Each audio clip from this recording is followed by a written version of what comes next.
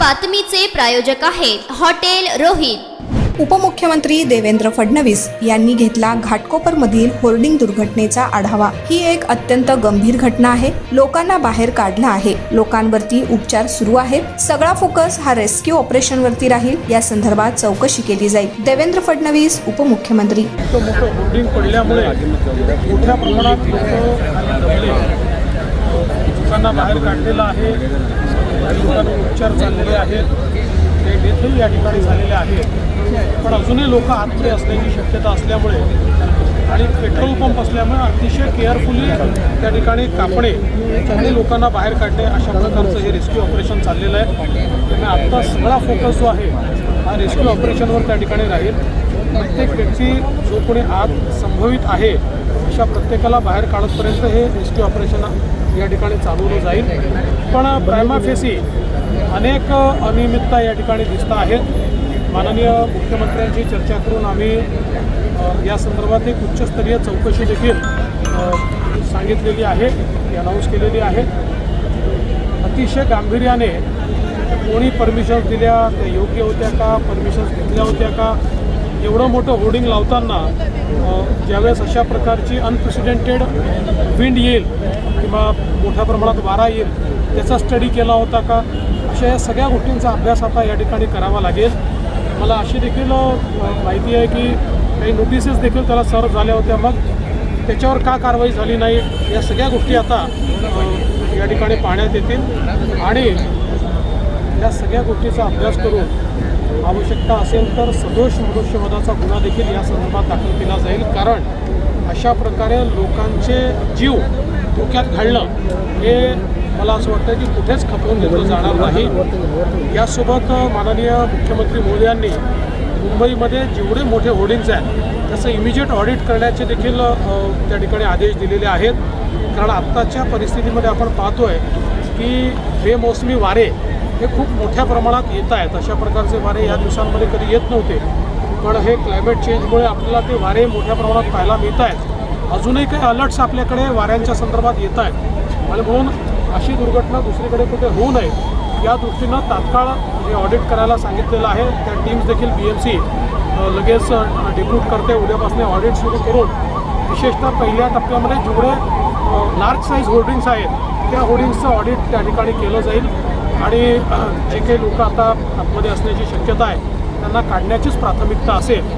ज्या लोक मृत्युमुखी पडले म्हणजे त्यांचा जीव काही आपण परत देऊ शकत नाही, पण माननीय मुख्यमंत्र्यांनी त्यांच्या परिवाराला मदत देण्याची घोषणा त्या ठिकाणी केली। सर, हिंदी में जानना चाहेंगे कि आज जिस प्रकार से दुर्घटना हुई है उसके बाद क्या कड़े कदम जो उठा रही है उस दौर में? देखिए, एक प्रकार से बहुत ही दुर्दैवी इस प्रकार की घटना है जिसमें बड़ा होर्डिंग यहाँ पर पेट्रोल पंप पर गिरा और नीचे जो गाड़ियाँ थी गाड़ियाँ उसमें ट्रैप हुई।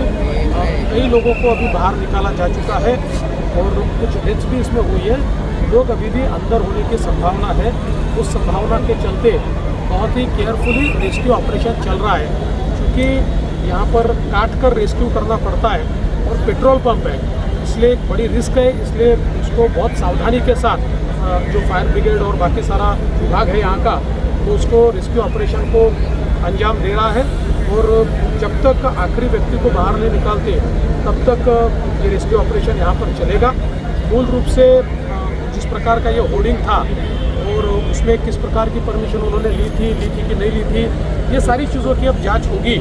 और विशेष रूप से इतना बड़ा होर्डिंग जब लगता है तो विंड स्पीड का कोई स्टडी किया था, उसके बारे में कोई विचार किया था कि नहीं किया था, ये सारी चीज़ें हम लोग देखेंगे और आवश्यकता होगी तो एक प्रकार से इसमें सदोष लोगों को मारने का जो एक गुनाह है वो भी हम लोग दाखिल कर सकते हैं। क्योंकि अगर केयरलेसनेस हमको यहाँ पर दिखाई पड़ी तो मुझे लगता है कि उसमें किसी को छोड़ने का कारण नहीं है। इस प्रकार से आम आदमी का जीवन एक प्रकार से उसको धोखे में डालना ये बहुत गलत बात है।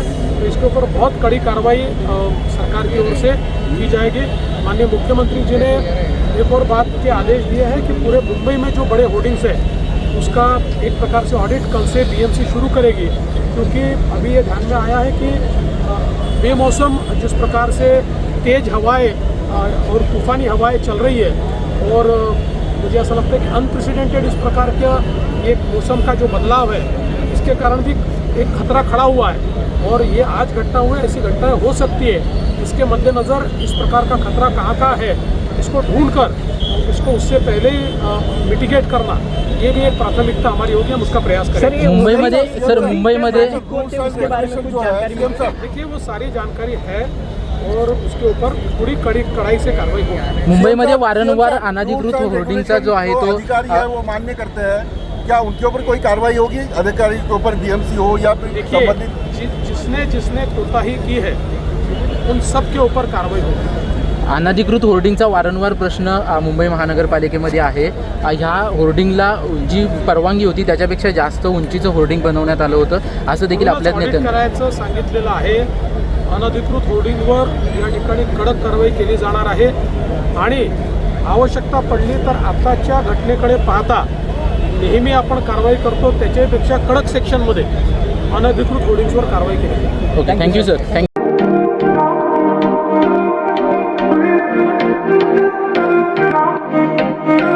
सोलापुरात व्हेज नॉन व्हेज जेवण मिळण्याचं एकमेव ठिकाण हॉटेल रोहित। चवीला टेस्ट हॉटेल रोहितचे जेवण बेस्ट।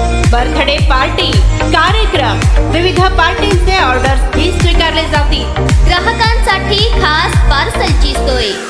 आमचा पत्ता हॉटेल रोहित, 7 रस्ता अपोजिट कारीगर पेट्रोल पंप, सोलापूर।